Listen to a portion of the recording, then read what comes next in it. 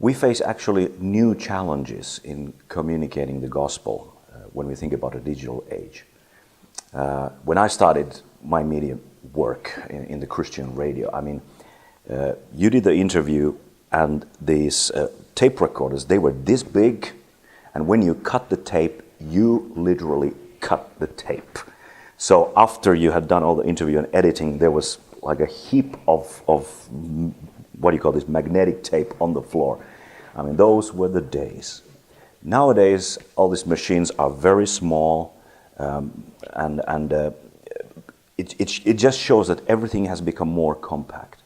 But also when we think about the disseminating of information, we used to call media mass media because everybody read the same newspaper, everybody watched one television set, everybody listened to one radio receiver.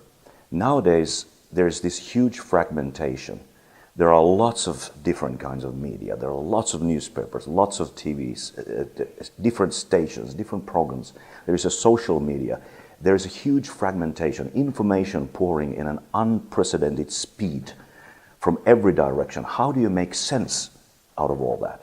So, and because the speed of information, the amount of information is so huge, how do people find what is relevant even when we talk about the gospel?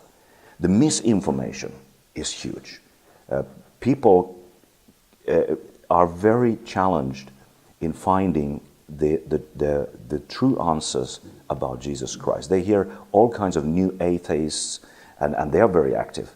We need to make our voice heard over this, maybe we could call it a white noise or something like that. We must lift a joyful noise for the Lord above this white noise, and that is a big challenge. Also, because of this fragmentation and speed of information, there is less of control of that information. Now, it was easy for preachers, which I consider to be one, to go every Sunday, preach a message, and know that people take it with them as they go home.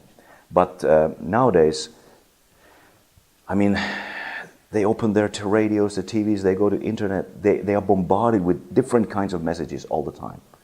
So that's a challenge. There's a lack of control. It's not that we want to control people, but it means that we have to be more open to the different ideas and how we navigate between different challenges.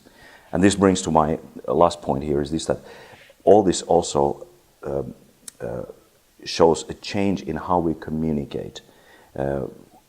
We are not anymore living in a monologue culture where one speaks and other one listens. Other ones, they listen.